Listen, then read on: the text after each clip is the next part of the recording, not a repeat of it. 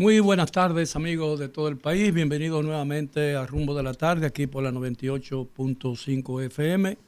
Soy Miguel Guerrero, estoy muy agradecido de su atención y confío en seguir contando con ella por mucho tiempo. Me acompaña en la tarde de hoy el licenciado Ulises Jiménez. Quiero excusar al doctor Valentín Medrano Peña porque está en audiencia y no podrá participar en el programa, pero estamos a la espera de nuestro compañero David Vázquez en un viernes de inclusión que no puede faltar.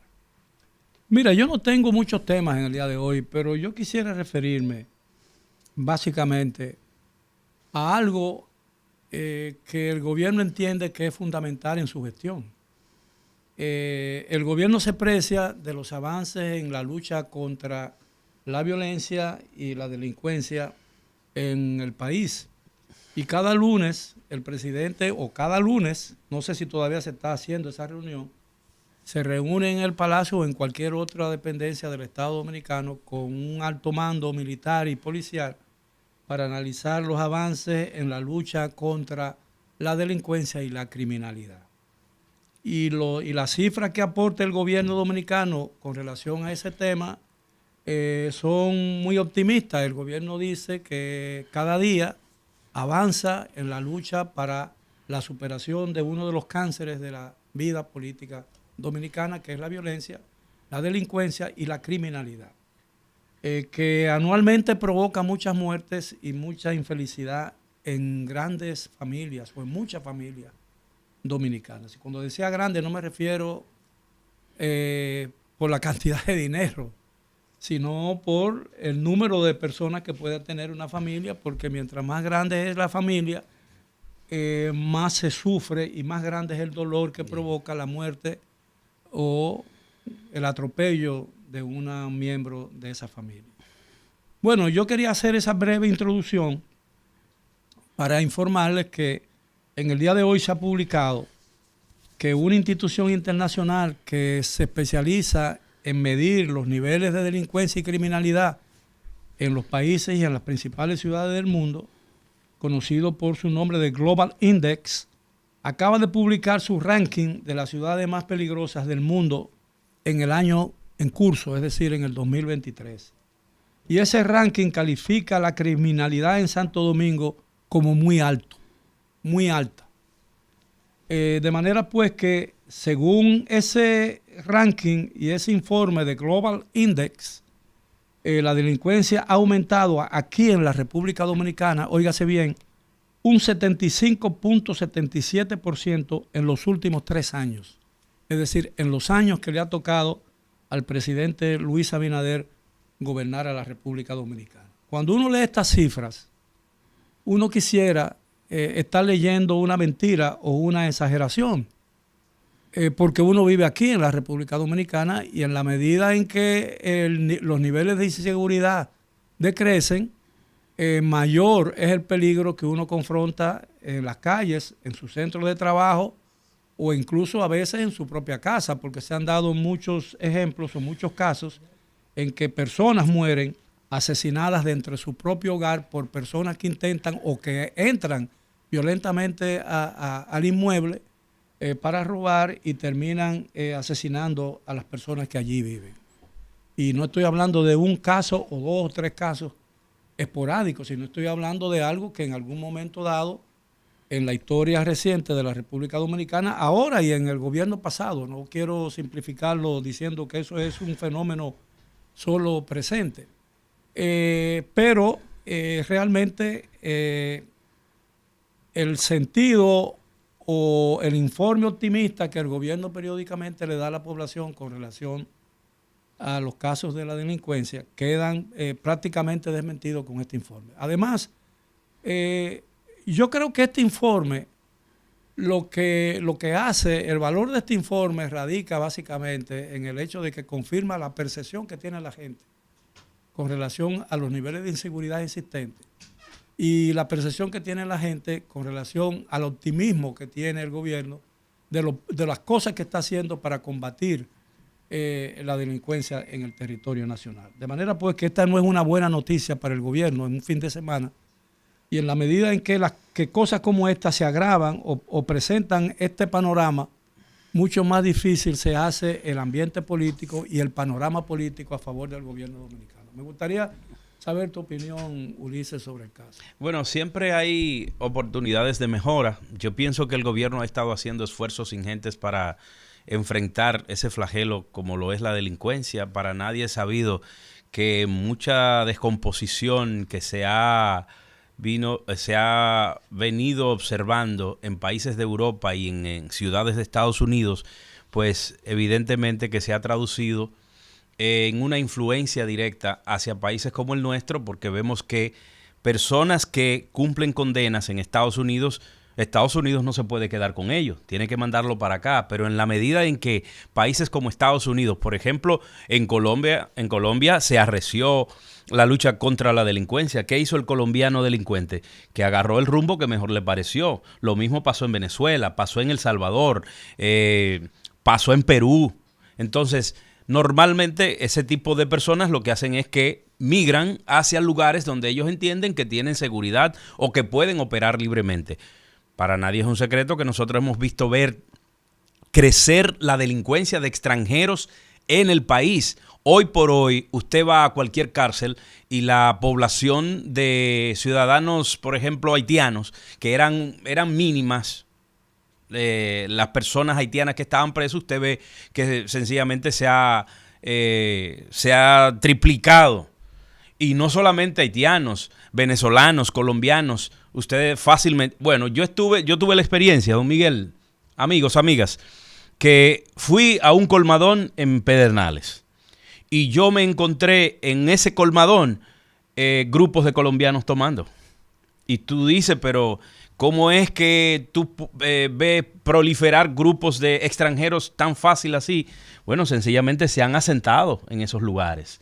Colombianos, venezolanos, cubanos, haitianos sobre todo. Bueno, pero nada más hay que recordar, por ejemplo, que la República Dominicana, después de México, es el país más visitado en toda América Latina. En toda América Latina. Eso es así. Incluso por encima de Brasil y de Argentina, que son países que tienen muchos más habitantes que la República Dominicana. Entonces a nosotros nos ha afectado considerablemente el hecho de que aquí entra cualquiera. Aquí no se necesita visa para entrar. Pero fíjate, yo no creo que en la evaluación de los niveles de delincuencia y de inseguridad, que es una permanente preocupación de la sociedad dominicana, permanente el asunto. Poco importa que la delincuencia o la criminalidad provenga de acciones de extranjeros, porque esas acciones se cometen en el territorio nacional. Y la lucha contra la delincuencia y la criminalidad no puede hacer excepción de extranjeros y nativos, ¿entiendes?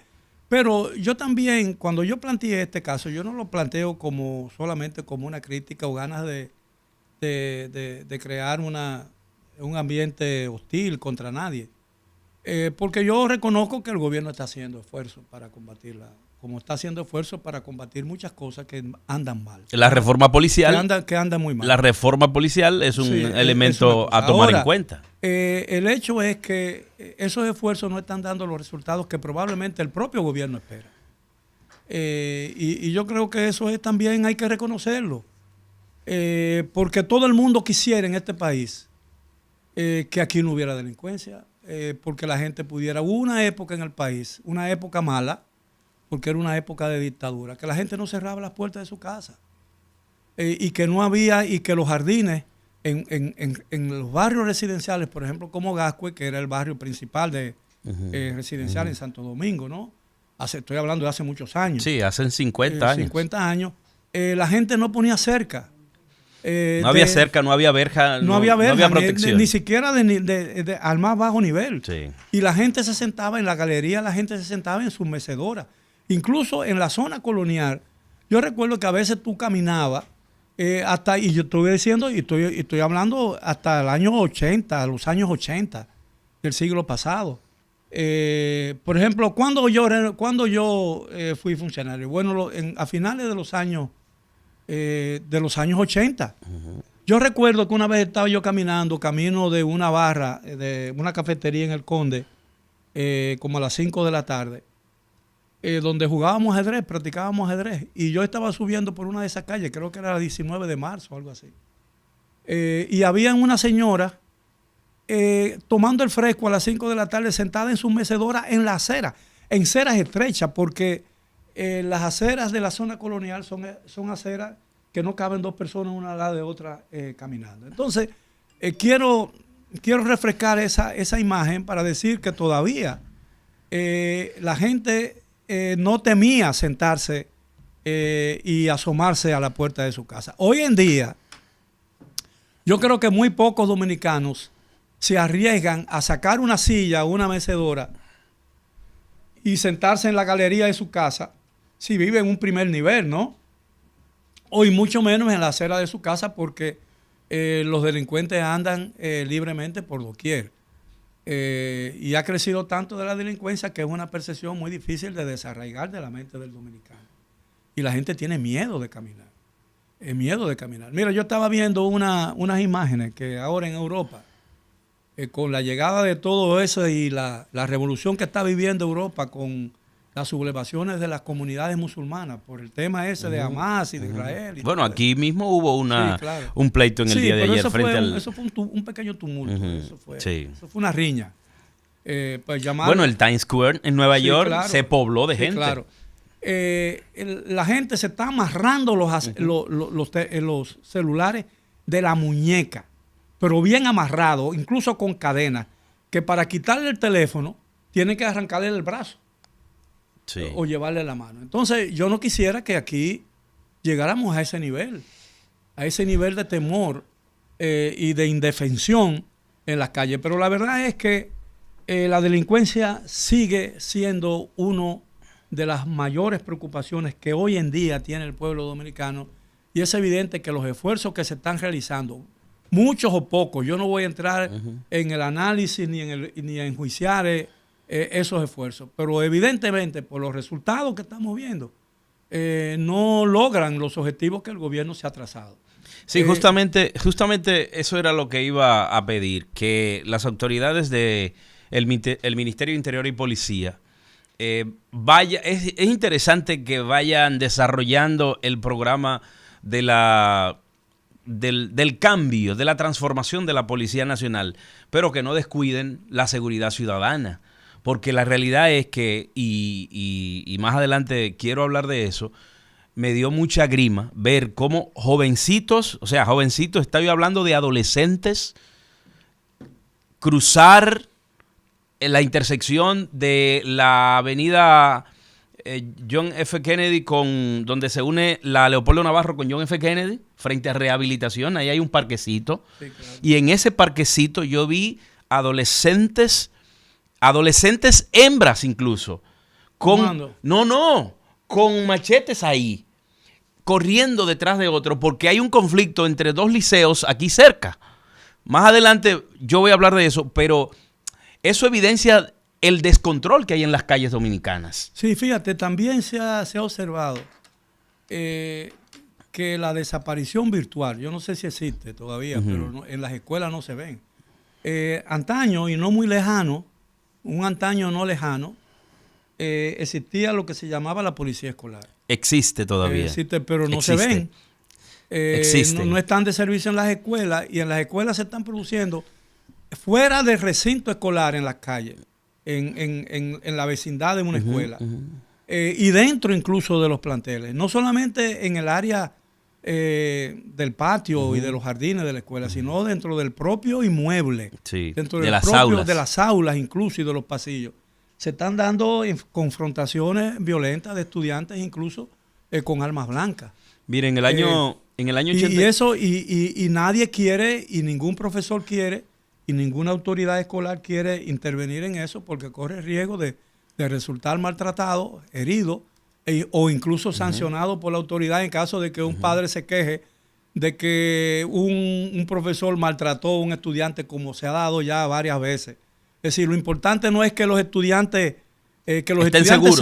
se maten entre sí y se golpeen entre sí. Aparentemente lo grave es que los profesores jalen por la fuerza a un muchacho de eso o a una muchacha de esa que se esté jalando las greñas con otra en plena escuela, porque eso se considera como una violencia contra Una violencia escolar. Exacto. Una violencia contra un niño. Justamente la Asociación Dominicana de Profesores y la Asociación de Padres y Madres Tutores y Amigos de la Escuela, APMAE, han dado la voz de alerta en ese sentido. En el año 1987 yo perdí un hermano, justamente. ¿En qué año?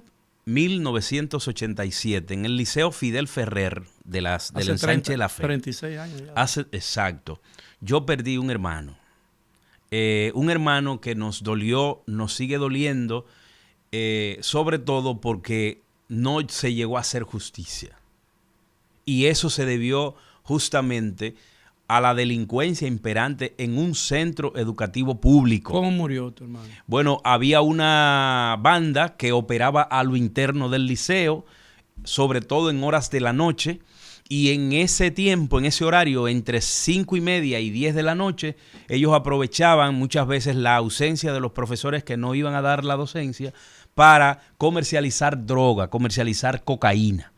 Y mi hermano, que era encargado de su curso, era presidente de curso, sencillamente le prohibió a uno de esos bandidos entrar la droga al curso. Él le dijo, no, fuera del aula tú puedes hacer lo que tú quieras, aquí no. Ya ese centro venía siendo vapuleado. ¿Cuál justamente. esa? La Fidel Ferrer está en la Américo Lugo, en la misma Américo Lugo, entre la Ramón Cáceres y la que le pasa por arriba al Liceo Fidel Ferrer. Ahora mismo no recuerdo cómo se llama la otra, pero en la Ramón Cáceres con Américo Lugo, en el Ensanche La Fe. Y recuerdo que en esa época mi hermano terminaba el bachillerato.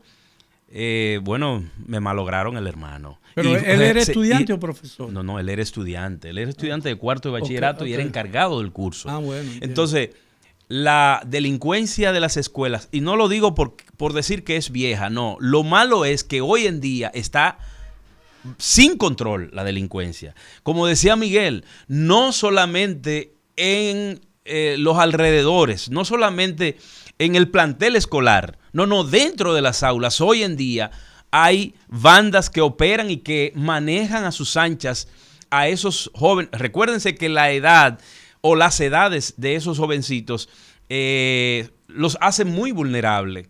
Ellos fácilmente son influenciables. Entonces, ¿qué es lo que se está dando? Se está dando que los estudiantes del Liceo Unión Panamericana, que está aquí justo detrás del Listín Diario, por ahí, detrás de una torre de un grupo bancario, por ahí, por esos lados, al lado de la Cruz Roja, se están disputando el control del parquecito que está en la intersección de la Leopoldo Navarro con Avenida John F. Kennedy, con los jóvenes del Liceo Profesor Nolasco, que está justamente al lado del Canal 4. Al lado del Canal 4, don Miguel, hay un destacamento policial. Así es. Mira, yo quiero tratar ahora otro tema porque después de la pausa, David viene con sus invitados. Sí. Y es muy interesante. Y yo le envié a David por WhatsApp una información relacionada que aparentemente se ha encontrado una tecnología o se ha inventado para curar la ceguera de nacimiento. Y yo le mandé algunos ejemplos porque eso podría aquí salvar a muchas personas y recobrar la vida incluso no solamente de los niños recién nacidos, sino también de las personas que adquirieron la ceguera o perdieron la visión, ya a una avanzada edad. Mira, yo no sé si es posible que en ustedes, Álvaro, me puedan pasar una imagen. Si tú vienes, yo te doy el teléfono porque no sé tú el número para que tú la pases para ilustrar lo que yo quiero informar. Mire, señores, hoy en la sede de las Naciones Unidas, en la ciudad de Nueva York, ocurrió un hecho donde blanden las banderas, ondean las banderas. Ocurrió un hecho sin precedentes en la historia de las relaciones internacionales. Y yo creo que eso reviste una importancia trascendental, porque de hecho, para mí, yo espero estar equivocado, marca un cambio radical en las relaciones internacionales. Bueno, ¿qué ha sucedido? El que ha estado en Nueva York y ha cruzado por el edificio de las Naciones Unidas, en la inmensa plazoleta que está como frente o delante del edificio, se izan diariamente las banderas de los 193 países miembros de la Organización Mundial. Eso así desde el mismo inicio de la creación de las Naciones Unidas. Y por supuesto de su instalación en ese inmueble en la ciudad de Nueva York, uno de los edificios más icónicos de la ciudad de Nueva York, porque allí, en el interior de ese edificio, se han tomado algunas de las decisiones más importantes adoptadas por el género humano en los últimos 50 o 60 años. Ahí se decide la paz o el desorden mundial en Naciones Unidas. Sí. Y ahí se ventilan todos los conflictos internacionales habidos y por haber. Bueno, en el día de hoy, en las actas de esos postes no se izaron la bandera de los 193 países miembros de Naciones Unidas. ¿Qué se hizo entonces? La bandera de la comunidad LGTB en cada uno de los postes. Es decir, pero yo no creo que se haya izado en la bandera dominicana, en el asta de la bandera dominicana. En todas, en la 193. ¿Quién lo dispuso? Bueno, se supone que lo dispuso las Naciones Unidas. ¿La Asamblea? No, yo no sé si la Asamblea, porque no lo especifica. Ahí está la imagen. ¿Pudiste captar la imagen? Eso es posible. Tú me dirás, bueno, en el poste donde iba una bandera determinada, vino un grupo, bajó esa bandera e hizo la LGTB. O sea, no fue que en el mismo poste, en la misma asta de cada bandera, se hizo también la LGBT. No. Se bajaron, se izaron. La 190 y tanto y se hizo esa. Exactamente. Pero es que eso no puede ser. Bueno, entonces yo te voy a decir. O sea, eso no debe ser. No es que no puede ser, es que no debe ser. Eso es decir. Además es una afrenta para los países. Una afrenta para los países. Una ofensa. Claro, una ofensa. Claro. Es decir, ¿qué se pretende con todo eso? Decir que que hay un solo país en el mundo y no 193 países. O que los 193 países aceptan esa bandera como buena y válida. No, como su símbolo nacional. Como su símbolo y que ondean orgullosamente los colores de esa bandera. No me jodas tú. Si yo fuera embajador de la República Dominicana en Naciones Unidas, yo hubiera protestado o no hubiera permitido que eso ocurriera. No puede ser. E incluso yo propongo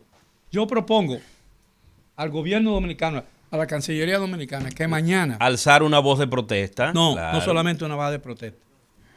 Que mañana, cuando esa bandera ya no estén izadas y vayan a poner a cada bandera en el lugar que le corresponde, la nuestra, la dominicana, se hice a media asta. En señal de dolor.